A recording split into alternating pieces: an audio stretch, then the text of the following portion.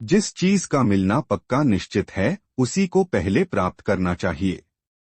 मित्रता एवं विवाह समान स्तर में ही शोभा देता है। बड़े बड़े सिंह वाले पशुराज परिवारों अर्थात राजनीतिककार और स्त्रियों का कभी भी विश्वास नहीं करना चाहिए। विष में से भी अमृत तथा गंदगी में से भी सोना ले लेना चाहिए। नीच व्यक्ति से भी उत्तम विद्यालय लेनी चाहिए और दुष्ट कुल से भी स्त्री रत्न को ले लेना चाहिए। दुखियों रोगियों के बीच में रहने पर विद्वान व्यक्ति भी दुखी हो जाता है, साधारण आदमी की बात ही क्या।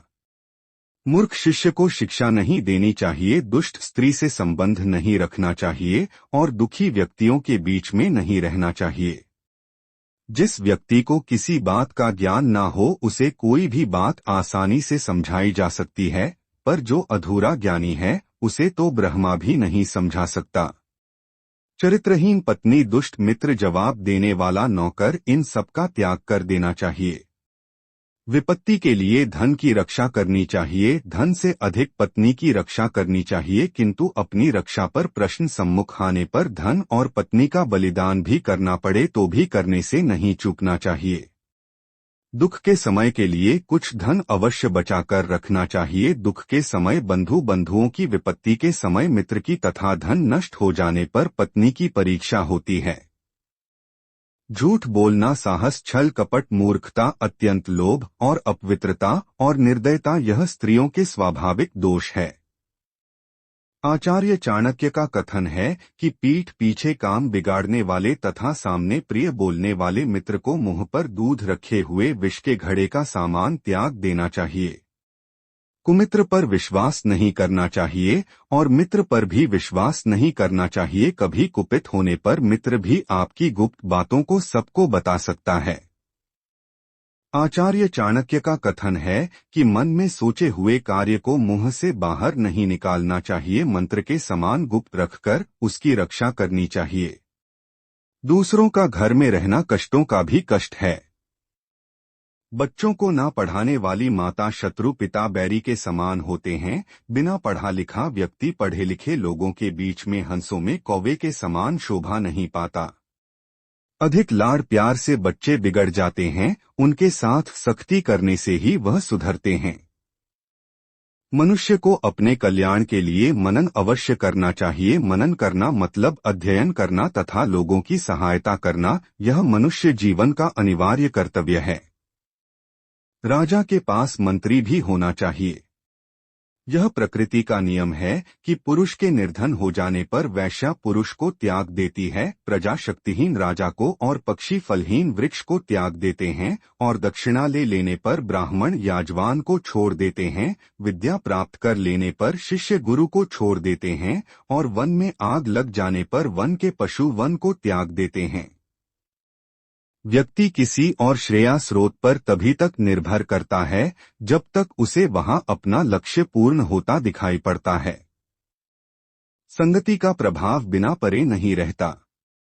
मित्रता समान स्तर वालों से ही शोभा देती है। यहाँ आचार्य चाणक्य का कथन है कि दोष कहाँ नहीं है, किसके कुल में दोष नहीं होता, रोग किसे दुखी नहीं करते, दुख किसे नहीं मिलता और निरंतर सुखी कौन रहता है, अर्थात कुछ ना कुछ कमी तो सब जगह है और यह कड़वी सच्चाई है। दुनिया में कोई भी ऐसा व्यक्ति नहीं है जो कभी बीमार ना पड़ा हो। आचार्य चाणक्य का मानना है कि दुष्ट और सांप में सांप का चयन करना चाहिए। मूर्ख व्यक्ति को दो पैरों वाला पशु समझकर त्याग देना चाहिए। मनुष्य चाहे कितना भी सुंदर हो, जवान हो और अच्छे घराने में पैदा हुआ हो, किंतु यदि वह विद्या से हीन है, मूर्ख है, तो उसे सम्मान नहीं मिलता। परिश्रम करने से गरीबी नष्ट होती है। आत्म व्यक्ति को श्रम करना चाहिए ताकि जीवन संपन्न हो सके।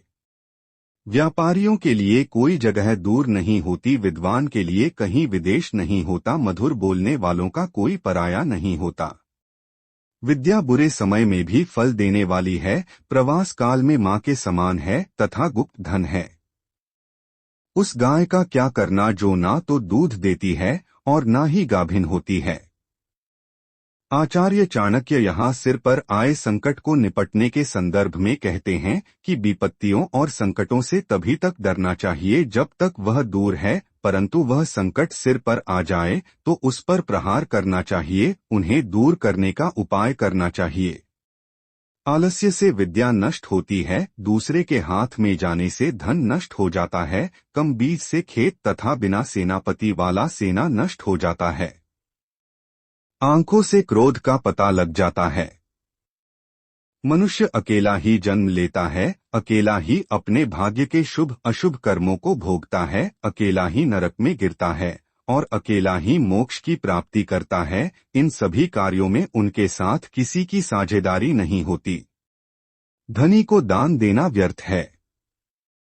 अपना बल ही सबसे बड़ा बल होता है, इसके बराबर अन्य किसी भी बल का भरोसा नहीं किया जा सकता।